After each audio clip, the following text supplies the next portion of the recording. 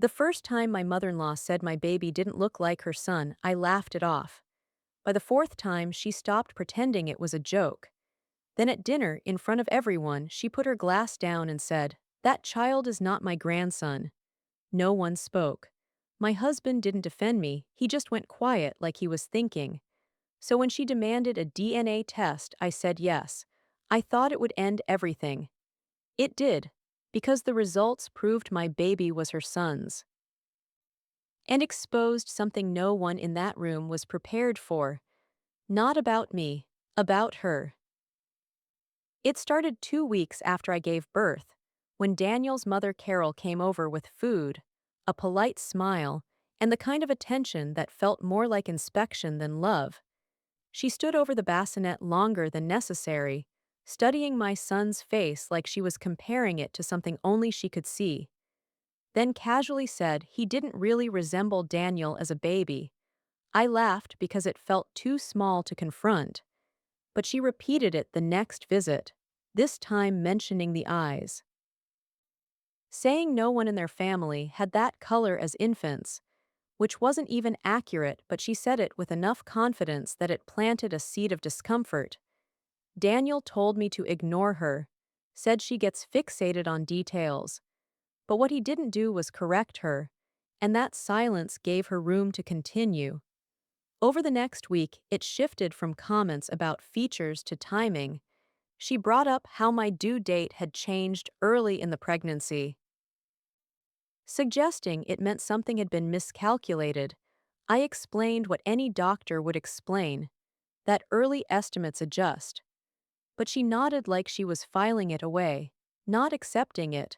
Then at a family dinner, she stopped being indirect, waited until everyone was seated and my son had been passed around, then asked me if I was absolutely certain about my pregnancy timeline. The way she said it made the implication obvious. The room went quiet in that uncomfortable, observant way where people don't intervene but don't look away either. Daniel finally spoke. But instead of shutting it down completely, he said, "Mom, this isn't the time," which wasn't a defense, it was a delay, and that was the moment I realized this wasn't going to stop on its own. Later that night, I asked him directly if he had doubts. He said no, but then asked one question about the early ultrasound date, and that hesitation told me everything, not that he believed her, but that he had allowed the possibility to exist. And once doubt exists, it doesn't need proof to grow. 2 days later, Carol called him, calmer this time, framing it like concern instead of accusation, saying if everything was fine, a test would only put it to rest, that it was better to be certain now than carry questions forever. And I could hear how reasonable it sounded when stripped of emotion. That was the problem, it didn't sound like an attack anymore. It sounded like logic, so I agreed. Not because I owed her anything, but because I wasn't going to live inside a question someone else created. We did the test through a licensed clinic because I refused anything informal. If my integrity was being questioned, it would be resolved in a way no one could dispute later. The process was clinical and efficient. Identity verification, sealed samples, documentation, everything done properly. Daniel was quiet through most of it, not distant, but clearly aware that things had gone further than they should have. When the results came back 4 days later, they were exactly what I expected. He was the biological father, probability over 99.9%. Final, unquestionable. I felt relief first. Then something colder, because proving I was right didn't undo what had already happened. That evening, Daniel insisted we go to his mother's house and show her in person. He said he wanted it finished face to face.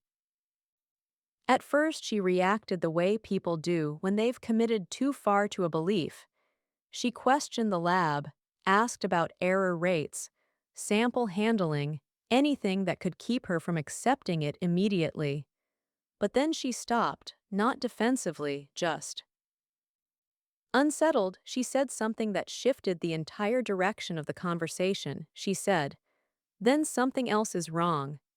And when Daniel asked what she meant, she hesitated before admitting that when he was born there had been a brief issue at the hospital, not a full incident, but confusion over identification tags during a shift change.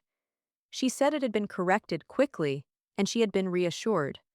And she never thought about it again, because Daniel resembled his father enough that it felt irrelevant. At first it sounded like she was grasping for a way to avoid being wrong, but over the next few days her behavior didn't match denial. She became focused, specific, pulled out old files, requested copies of hospital records, contacted the facility where Daniel was born, not emotionally but methodically, like she was trying to confirm something she had ignored for decades. Daniel was skeptical. He thought she was escalating because she couldn't accept the result. But when the hospital responded that records from that period had documented procedural inconsistencies due to staffing shortages, it introduced something neither of us could dismiss entirely. Not proof, but enough to justify verifying. So Daniel spoke with a genetic counselor, expecting them to dismiss it. But instead they explained that while paternity was already confirmed, a maternal relationship could only be verified through direct comparison, and if there were legitimate concerns, the only way to resolve them was through a controlled kinship test.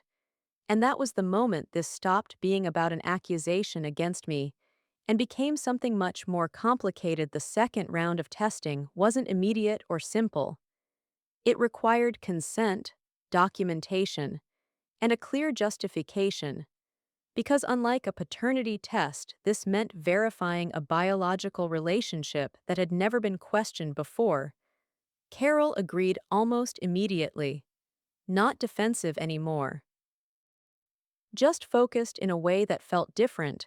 The samples were collected under supervision and sent through a certified lab, and then we waited, nearly 2 weeks this time, not days. And in that waiting something shifted in all of us. Carol stopped talking about the past completely. Daniel became quieter but more deliberate with me, like he finally understood that doubt doesn't stay contained, it spreads. When the results came back, we didn't open them at home. We sat in a consultation room with a genetic counselor, which told me this wasn't routine. The explanation was careful, precise, and impossible to misinterpret. The markers confirmed Daniel was biologically related to his father, but there was no statistical support for a biological mother-son relationship with Carol. Not low probability, not uncertainty, absence, the kind that only exists when there is no genetic link at all. Daniel didn't react immediately. He just sat there. Like something inside him had shifted out of place. Carol didn't argue, didn't question the science. She just stared at the report like she had reached a point she had been trying not to face. What followed wasn't instant closure. It was a process: legal requests, restricted hospital archives, coordination through official channels, and eventually outreach to families from the same time window. It took weeks, not moments.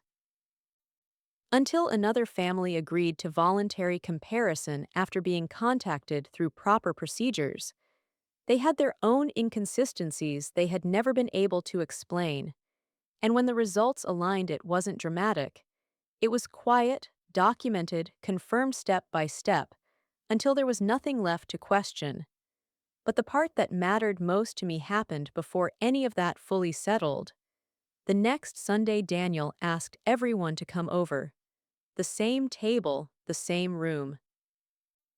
But this time he didn't hesitate.